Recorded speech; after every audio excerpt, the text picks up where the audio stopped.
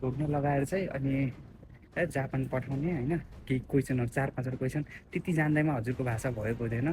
त्यसैले चाहिँ त्यो भनेको एउटा भ्रम मात्रै हो। मैले भाषा जानिसकेँ, 1-2वटा क्वेसनको एन्सर जान्दैमा भाषा जानिसकेँ, अब म जापान गएर काम पाइहाल्छु, अब मेरो जापानमा लाइफ बनिहाल्छ, त्यो सोच चाहिँ नलिनुहोस् होइन। त्यो सोच भनेको एकदमै गलत हो होइन। त्यो भनेको हजुर गलत बाटोमा जाँदै हुनुहुन्छ भन्ने हो कि। मेहनत गर्नु छ, नेपालमै गर्नुहोस्, भाषा बनाउनुहोस्, योग्य भएर आउनुहोस् जापानमा।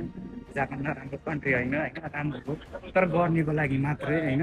अब नगर्नेको लागि चाहिँ त्यस्तै हो। अहिले त स्टुडेन्टहरू धेरै हुन्छन् होइन, गएको जान्छन्, काम जान्छन् होइन, अनि नपढेर झोला त्यत्तिकै बेडमा फालिदिने, पढ्ने काम छैन, पिटिकै पढ्ने काम छैन, अनि कोखाइ मात्रै के रिग्रेट मात्रै हुन्छ। अनि रिग्रेट गर्छन्, बस्छन्, तनाव लिने, रातभरि नसुत्दिने, अनि फेरि गएकोमा जाने 2-3 घन्टा सुत्ने होइन दिनमा। त्यस्तो समस्याहरू पनि देखा परेको छ।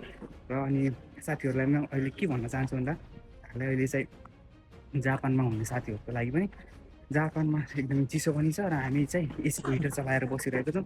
एसीको हिटर त चलाउँछ, हामी रातभरि चलाइदिएर हुन्छौँ है, त्यसले पनि केही समस्याहरू ल्याउने गरिरहेको छ। त्यो एसीको हिटरले चाहिँ मान्छेहरू मरिरहेको होइन, मान्छेहरूको स्वास्थ्यमा अहिले समस्या पनि हामीले देखिरहेको छौँ, समस्याहरू पनि भोग्नु परिरहेको छ। त्यसैले त्योदेखि पनि सावधान हुनु होला है सबैजना। त्यो स्थिति कुरा चाहिँ हुन्छु। अनि त्यसपछि हामीले चाहिँ आफ्नो केयर गर्नुपर्छ सबैजनाले। हामी रहेपछि होइन, अरू ऋण सिन भन्ने कुरा तिरिन्छ। अब कति ऋण लागेको छ, के लागेको छ, सबै चिज